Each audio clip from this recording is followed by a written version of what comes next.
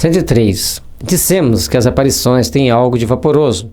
Em certos casos, poder-se-ia compará-la à imagem que se reflete num espelho sem aço e que, não obstante a sua nitidez, não impede se vejam os objetos que lhe estão por detrás. Geralmente, é assim que os médiuns videntes as percebem.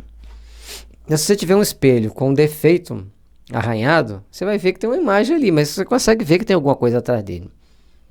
Da mesma forma, ou seja, é como se você estivesse enxergando uma imagem projetada no vidro. Tem aquela imagem ali, mas você vê que está do outro lado do vidro. Bom, eles se veem a ir e vir, eles as veem ir e vir, entrar no aposento e sair dele, andar por entre os vivos com ares, pelo menos, se se trata de espíritos comuns, de participarem ativamente de tudo o que os homens fazem ao derredor deles, de se interessarem por tudo isso, de ouvirem o que dizem os humanos.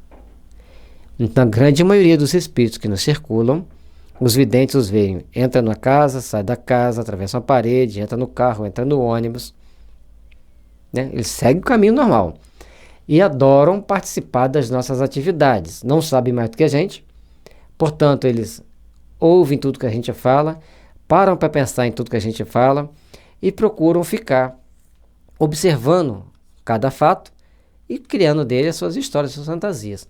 Portanto, nas alucinações, espíritos muito doentes impregnam a mente do médium, do sensitivo, com determinadas imagens que o fazem sofrer e sentir-se muito mal. Com frequência, são vistos a se aproximar de uma pessoa, a lhe insuflar ideias e influenciá-las, a consolá-las, se pertence à categoria dos bons, a escarnecê-las, se são malignos, e se mostram tristes ou insatisfeitos com os resultados que logram. Numa palavra, constituem como que o forro do mundo corpóreo. Bom, conforme a gente disse, já existe, tudo que existe aqui no mundo físico, os tipos de pessoas que existem, ao desencarnarem, elas serão espíritos com os mesmos vícios, com os mesmos hábitos.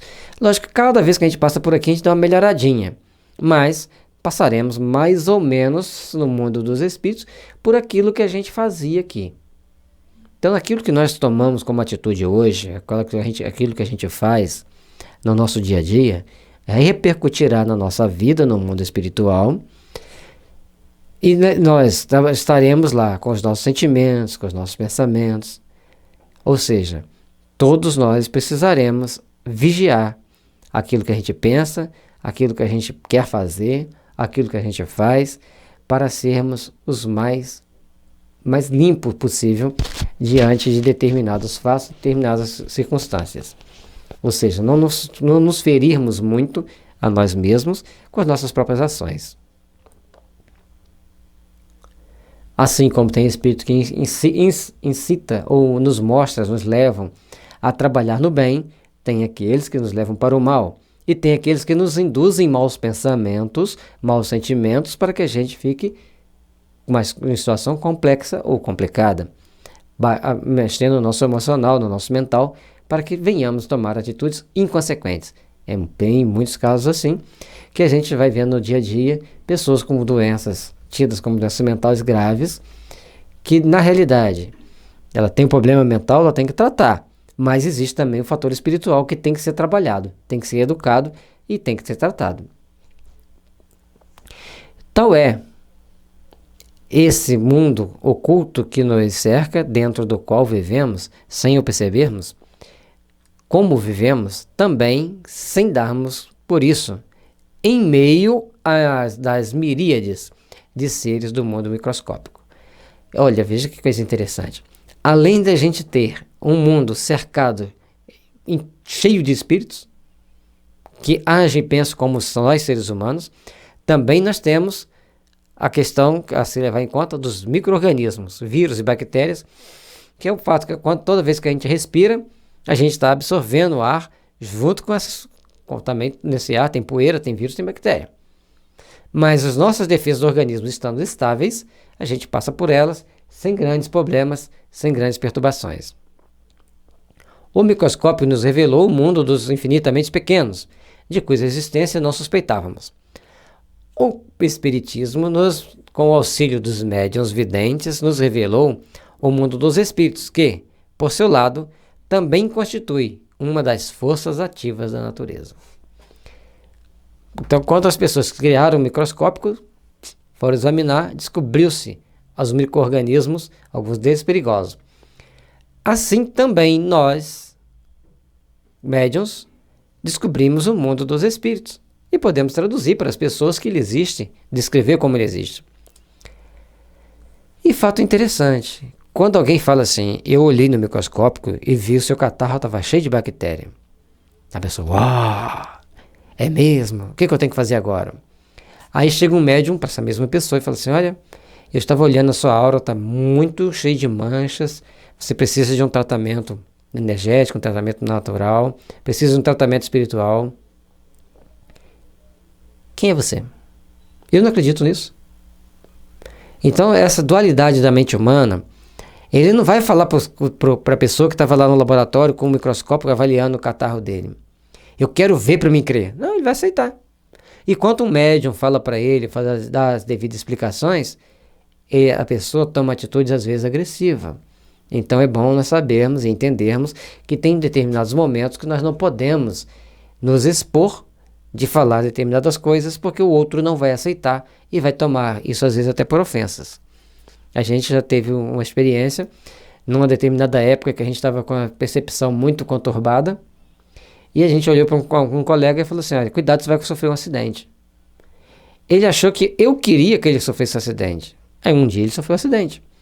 Aí ele queria trucidar comigo. Aí foram explicar para ele. Falei, não, ele viu, ele te avisou, você tinha que ter ficado esperto. Por que você não ficou esperto? Aí a partir desse fato eu entendi que, diante disso, que achar que a pessoa vai sofrer um acidente, a gente faz as nossas orações e não fala nada para ele. Porque se falar, ele vai seguir o mesmo caminho. E às vezes vai ficar agressivo, porque ele não quer entender, não quer aceitar. Com o concurso dos médiuns videntes, possível nos foi estudar o mundo invisível, conhecer-lhe os costumes, como o povo de cegos poderia estudar o mundo visível, com o auxílio de alguns homens que gozassem da faculdade de ver. É outro dado importante para nós. Aqui nos mostra que esses médiuns foi trazendo informações importantes para o estudo que foi feito para codificação da doutrina espírita. Médiuns videntes, médiuns audientes, médiuns psicógrafos, médiuns de efeitos físicos, cada um trouxe a sua contribuição. E isso é importante nós entendermos, que a doutrina espírita não foi jogada assim, toma. Foi fruto de muito estudo, de muita observação, pessoas que procuraram entender o que estava acontecendo, pessoas que pararam para pensar o que valeria a pena, o que não valeria, como a gente deveria enfrentar determinados fatos e obstáculos. Então foi tudo muito bem pensado, muito bem trabalhado, para que a gente pudesse, então, ter essa maravilha que é a codificação kardeciana. E por mais que fale, tá desatualizada. Aí quando a gente vai lá, pega para ler, a pessoa não entendeu o que estava falando ali. E quando ele presta atenção para entender o que está falando ali, ela está atualizada. E algumas outras informações que são passadas para nós, isso aqui está errado, não desespere. Pare, espere, daí uns dias você vai descobrir que aquilo ali está realmente certo. Errado está aquela pessoa que, se dizendo uma pessoa de ciência, um homem ou mulher de ciência, se equivocou. Tudo vai ter que ter equilíbrio. Logicamente que provavelmente em um dado momento vai achar alguma coisa que não está muito coerente, ou que não está de acordo com aquilo que a gente gostaria que estivesse escrito. Mas ela é bem consistente, muito bem elaborada, para que a gente possa entender, porque um grupo de médiuns trabalhou e trouxe para nós. Assim como ele explica, como se tivesse uma comunidade de cegos e alguém chegava lá que pudesse ver e ensinasse para os cegos. É mais ou menos, essa comparação é perfeita para nós em relação ao mundo dos espíritos. Veja-se adiante no capítulo referente aos médiuns, o parágrafo que trata dos médiuns videntes. A natureza sempre cheia de belezas e encantos, que leva-nos a refletir na grandeza de Deus. Já paraste para pensar o quanto Deus é grande, misericordioso e bom? Portanto, Todos nós que estamos aqui na Terra temos oportunidade para procurarmos aprender, para procurarmos valorizar a nossa força íntima e buscarmos estar melhores do que já fomos, do que estamos, e sempre temos que melhorar. Porque em tudo dai graças, porque o Deus misericordioso e amigo sempre tem muito a nos oferecer ao longo da nossa existência para que melhor possamos servir a tua causa.